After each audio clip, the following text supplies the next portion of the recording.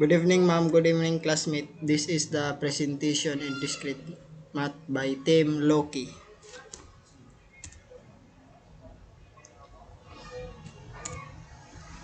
These are the members of Team Lowkey: Angela C. Hagonos, Elami Pacondo, Micaela Plaza, Josette C. Duhilag, Kimeri Cabusaw, Edmond Sopero, Glenard Javier, Mark Jason Ranoco, Gardo Aconya, Prelan Jasrel El Salinas. These are the table of contents.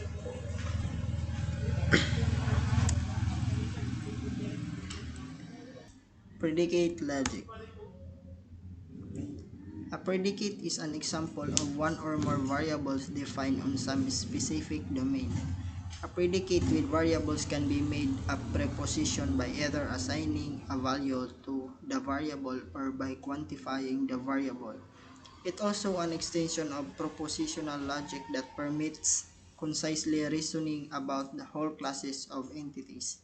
Bali pagmulaong ta na quantifying the variable, pasabot nagbutang tag value sa variable nato kung pila ang gi-represent sa variable. Tapos assigning the variable value to the variable, pasabot nag-assign tag value sa ato variable. So pag maka-assign na ta, pwede na nato malaong na ang predicate nga naa nay variable is matawag na siya na preposition. Example, ICT students drink coffee every morning. Kung sa English pa ang sentence na ay subject of predicate, ang subject nato si ICT student which is 6, sunod predicate nato which is big letter P, drink coffee every morning. Let X equal ICT students kay subject man nato si X. Tapos ang pagkasuyat daw na prepositional function is P open parenthesis X close parenthesis. Tapos kung basahon nato daw, unahon nato pagbasa ang naka parenthesis which is X. Bali pagbasa na daon X ICT students, P drink coffee every morning. Nga na daw na pagkabasa dili unahon si P, kailangan maguna si naka-parenthesis.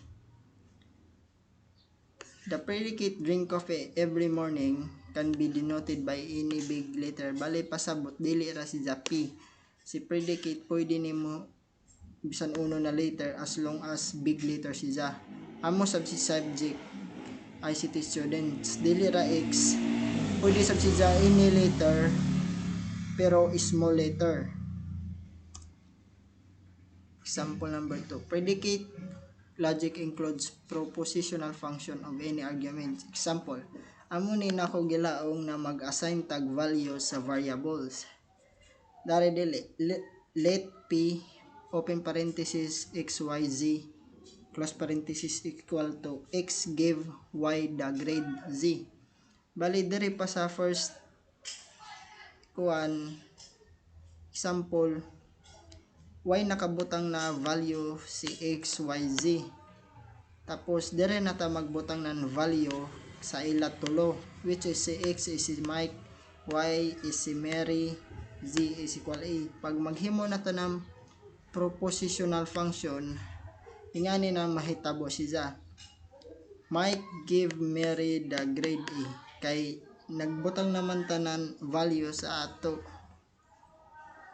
variable. So pag maghimo na ta ng propositional function is ibutang na nato tong gibutang nato na value sa ato variable para mahimo na siya ng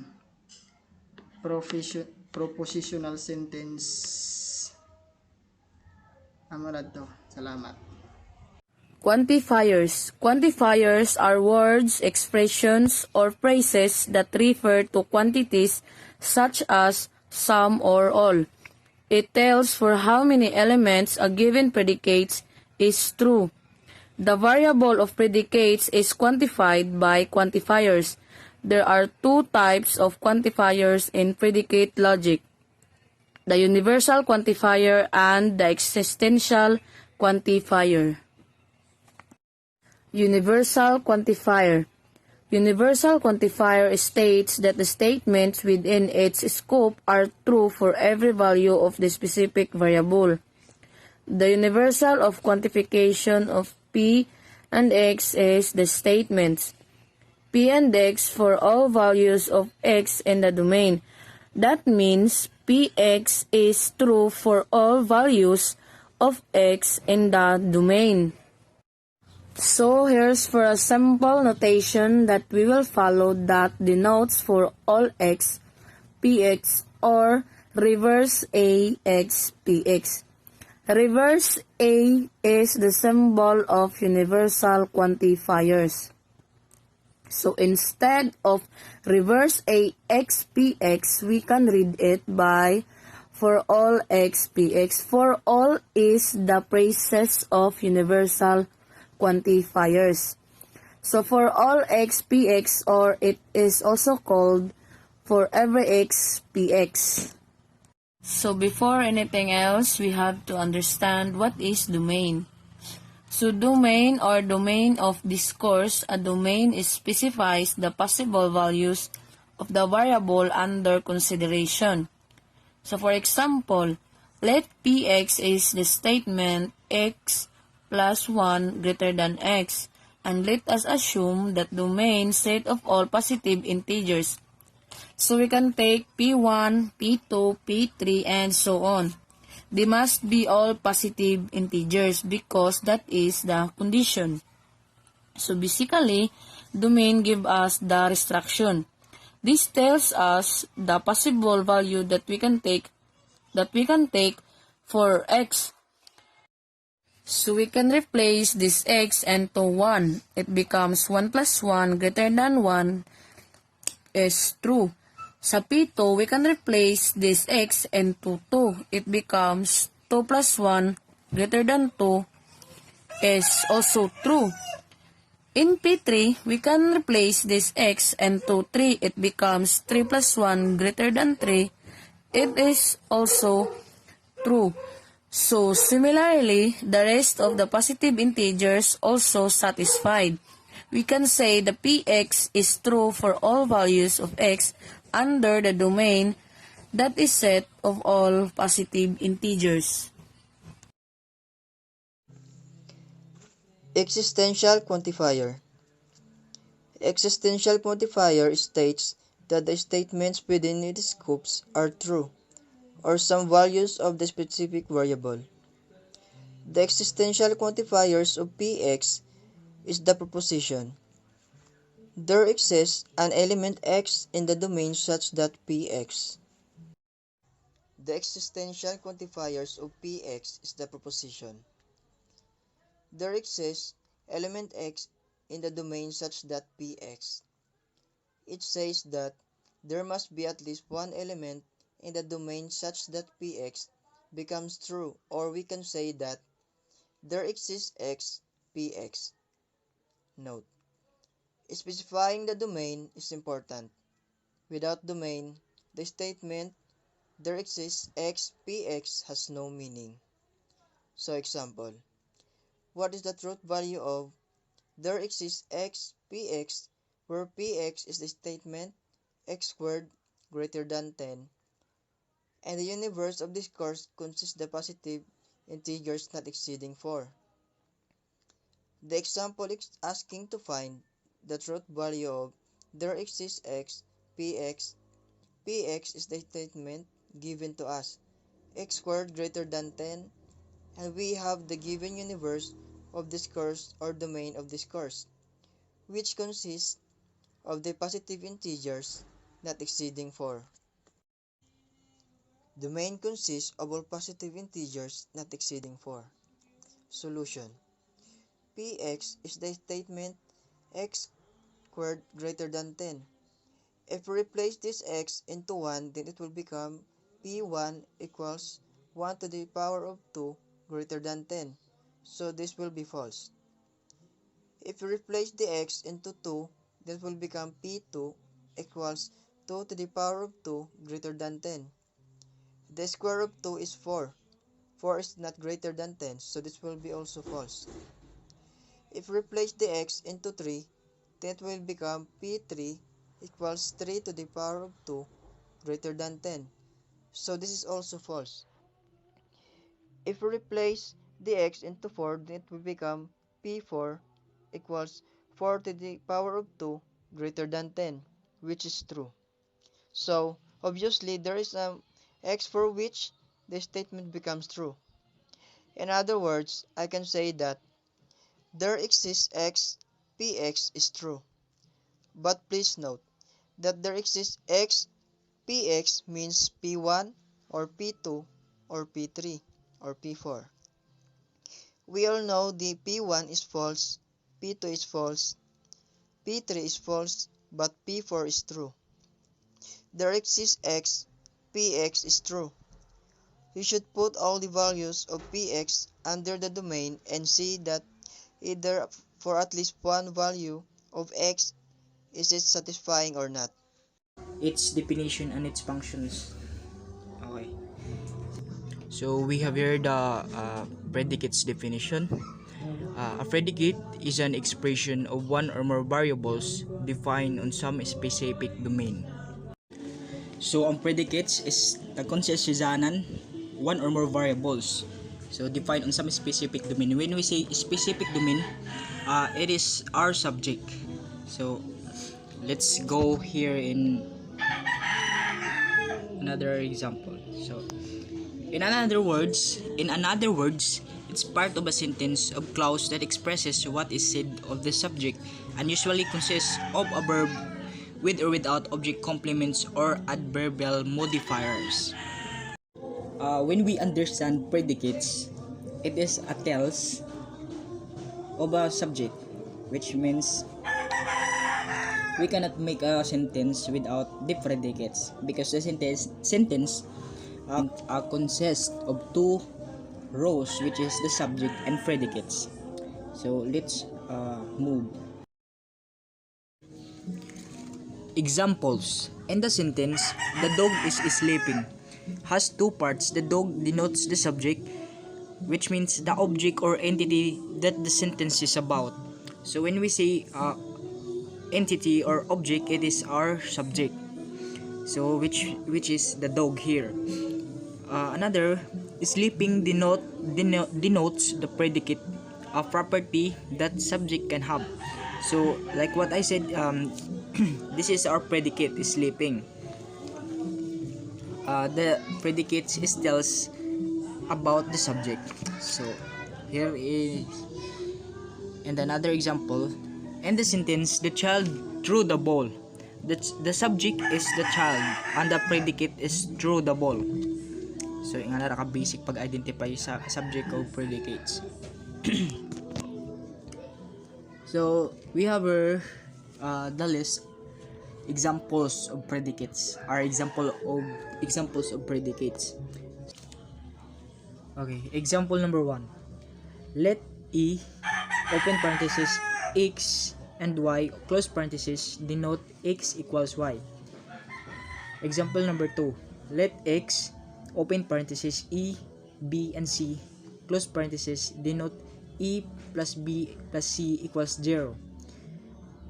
Example number 3. Let m open parenthesis x and y close parenthesis denote x is married to y.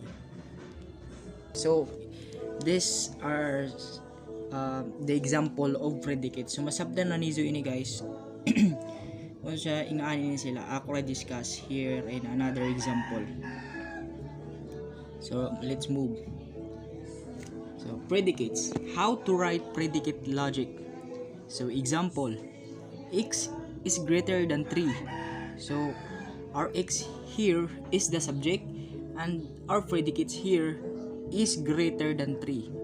So as you can see in the presentations, I separate here the subject and predicate. So in a propositional function symbol, functional symbol, ingani na siya na pag-write p parenthesis x. So the P is present as a predicate and the X inside the parenthesis is represent as a subject. So like what I said, the P here is the representative of predicate and the X inside the parenthesis representative of subject. Okay, let's move. Predicates. Professional functions. In professional function, it is the function ng predicate. Propositional functions, a predicate is modeled as a function P, open parenthesis, period, close parenthesis, from object to propositions. So like here in our example, P,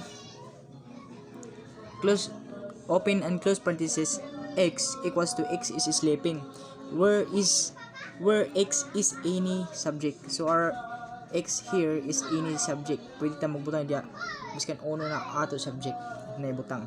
So the result of applying a predicate P an object X equals E is the proposition. So when we say proposition, it is a complete sentence. So this is how we write in a propositional function P, open and close parenthesis, E. So example here, if P, open and close parenthesis, X equals to X greater than 1, then P, open and close parenthesis, 3 is the proposition. So ingano na siya na pagka-write. 3 is greater than 1. Kining 3 is kining X, and then the kining is greater than 1 is kini greater than 1. So this is S is greater than 1 is our predicate. So ingani siya guys, kining P parenthesis E, ingani siya pagkabasa. 3 is greater than 1. So notes here, kining sa ubos, the predicate P itself, P equals sleeping, is not a proposition, not a complete sentence. Like what I said guys, kung inusararan P, P means predicates in the sentence, this is not, we cannot call it as a complete sentences. Ingana guys. So move. Propositional functions roles to consider. So we have here functions to consider about the propositional. So as you can see guys, kini ang ato pagka-write nan propositional function sentence mo ni siya. So makita nimo dire inside the variables which is our subject is kung isa ra ka X or isa ra ka variables ang ato subject here, it called unary predicates. If 2 naman, it called binary predicate. If 3 ka buo kado subject or variables here, it called ternary predicate. Ug upat na sila, it called n-ary predicate. So nga na siya guys. Example, our sentence here is cow, pig, and duck like rain. So our subject is cow, pig, and duck. Our predicate is like rain. So this one, like rain. So let's see, as cow, P as pig, D as duck. So nga nato pagka-writing guys, kan ato siya din makita siya ba, maklaro nato siya pag kan identify. So kung mangingani na siya na pagka-write in a propositional functions, ingani na siya guys. P parenthesis, open parenthesis, C, P and D close parenthesis. Ingani na siya na pagka-write. So another last and not the least example. Example, we have the numbers. We have 12 plus 5 plus 4 plus 2 plus 6. In a propositional functions, ang pagka-write niya is Q, open parenthesis, 12, 5, 4, 2, and 6, close parenthesis. So yung ano siya pagka-write sa propositional function. So basin maglibog ka mo guys, kini uman pinas Q na sabihin ako itagbutang, is like what I said, pwede predicate is pwede mag-represent siya ng any itong letters, basta kay big letters siya ibutan nimo guys. Pero like what I said lagi, P is most use gadud siya. So para lamang malahi, kiwa ko tayo butang diri kay numbers man natin example. So another example, 4 plus 5 equals 9. In a proportional right, ingani na siya guys, Q open parenthesis 4, 5, 6, and 9 close parenthesis. So ingani na siya na pagka-right in a proportional function. So that's all guys. Hope na nakasabot mo sa report. Mora to. Thank you. Universal instantation. In predicate logic, universal instantation is a valid rule of inference from a truth about each member of a class of individuals to the truth about a particular individual of that class. It is generally given as a quantification rule for the universal quantifier, but it can also be encoded in axiom schema. If some one property is true of everything in a domain, then it is true of any particular thing in the domain. This is the fundamental tool of deductive reasoning. Example: use universal instantation to simplify r key plus 1 times r, where r is a particular real number and k is a particular integer. From algebra, we know that following universal statements are true. For all real numbers x and all integers m and n, xm times xn is equal to xm plus n. For all real numbers x1 is equal to x. The solution, r key plus 1 times r is equal to r key plus 1 times r1 is equal to r key plus 1 is equal to r key plus 2. Explanation: for all real numbers x, we know that x1 is equal to x. For the universal truth, r is a particular real number, particular instance that r1 is r. Step 2. For all real numbers x and all integers m and n, xm times xn is equal to xm plus n. For universal truth, r is a particular real number and k plus 1 and 1 are particular integers, particular instance that r key plus 1 times r1 is equal to r key plus 1 plus 1. Universal instantation have two types. First, universal modus ponens and universal modus tollens top. For universal modus ponens, x f px then qx. For that x is equal to a, so it means pa for a particular a and qa. Universal modus ponens have two premises, one major, one minor, at least one of the premises quantified. An argument form of this sort, using two premises to draw a conclusion. It's called a syllogism. Note that universal modus ponens could have been stated as px, qx, from which the conclusion could be drawn by universal instantation alone. But as a previous mentioned, it is more natural to follow.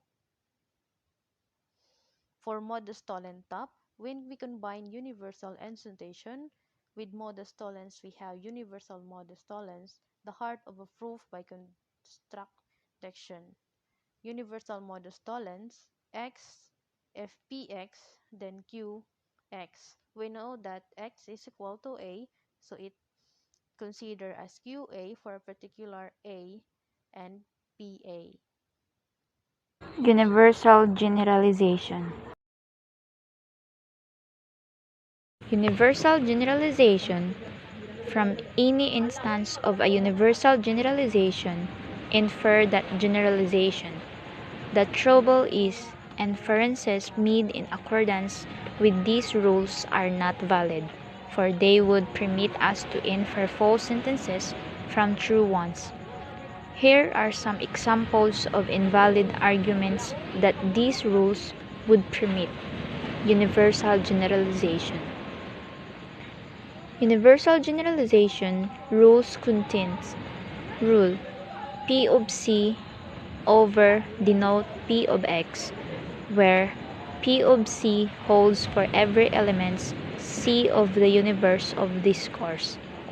Restrictions: X must not appear as a free variable in P of X.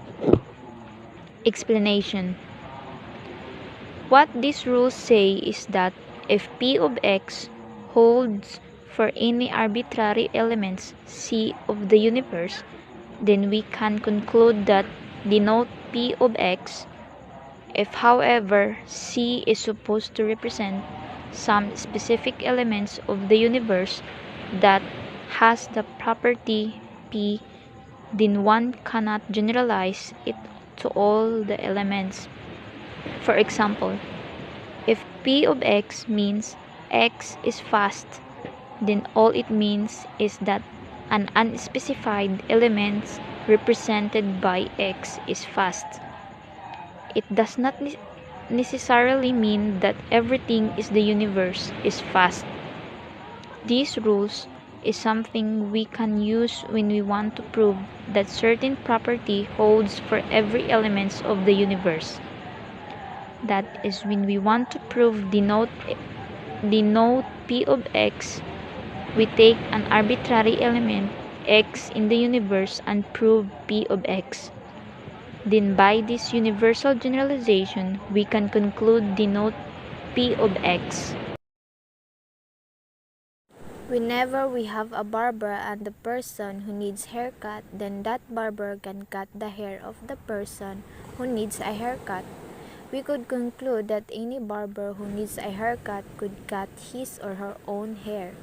The following names that basically assign is the B of X is implies as a barber, the H of X is implies as a needs a haircut, the C of X and Y is implies as a can cut the hair of Y. Premise: for all X and for all Y, B of X and H of Y implies C of X and Y.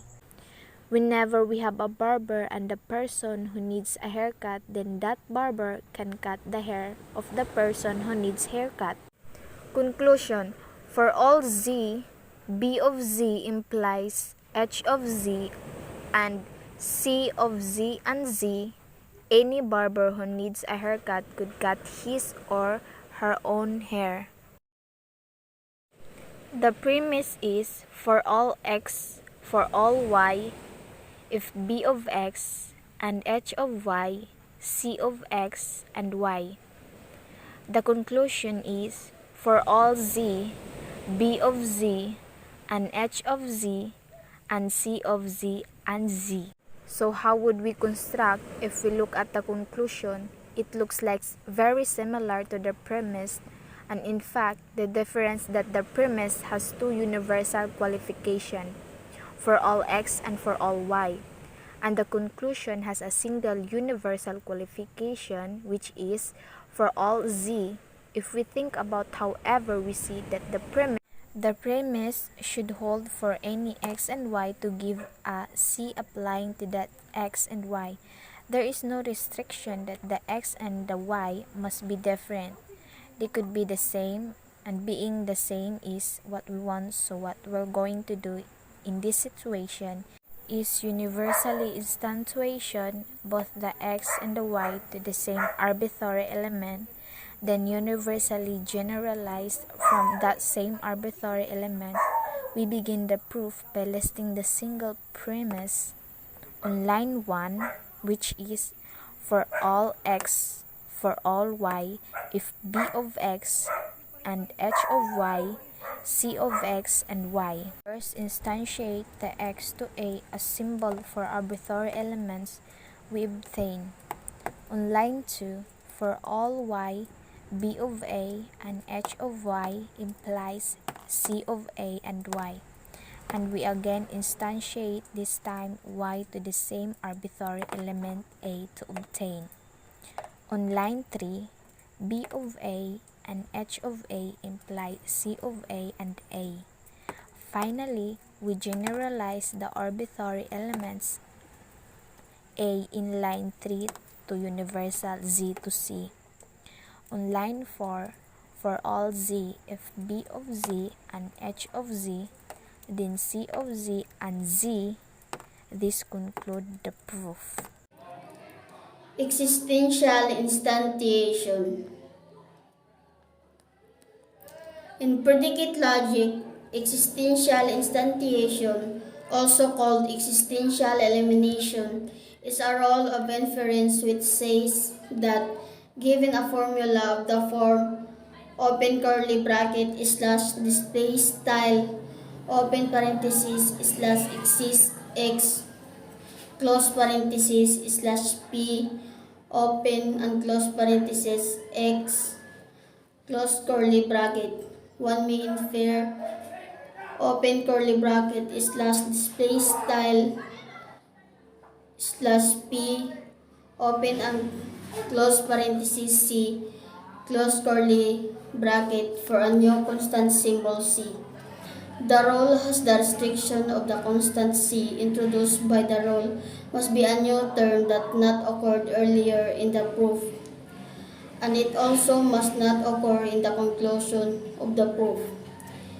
It is also necessary that every instance of open curly bracket slash display style x close curly bracket which is bound to open curly bracket slash display style slash exists x close curly bracket must be uniformly replaced by c.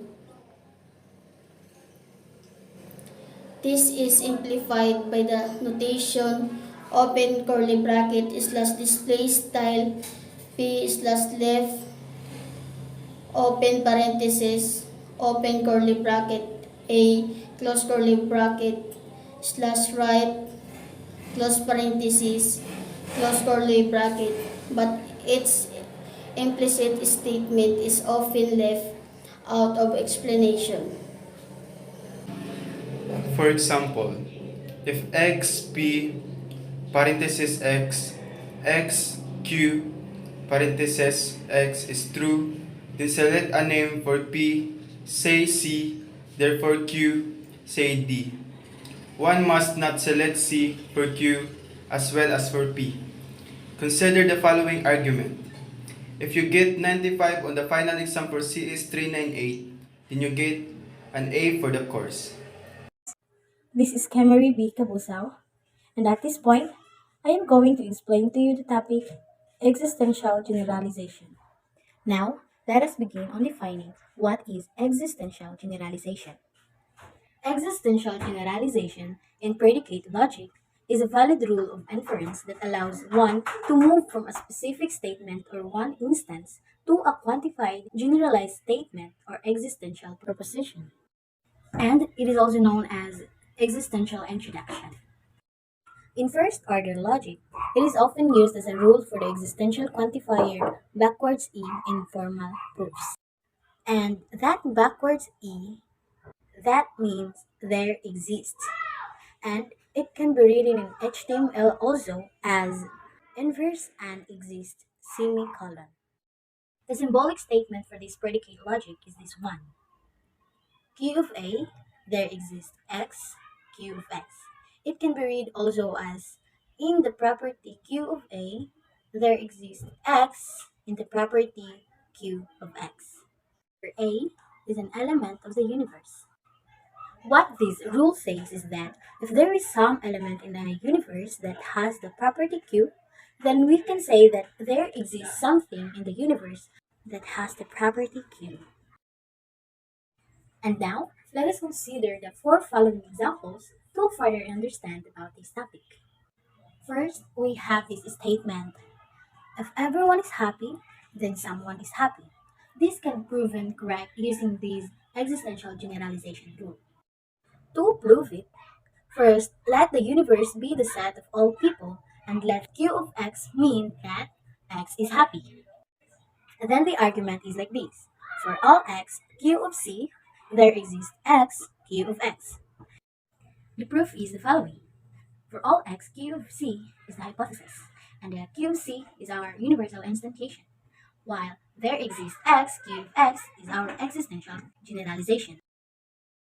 There are further examples. Example number 2. Rover loves to wag his tail. Therefore, something loves to wag its tail.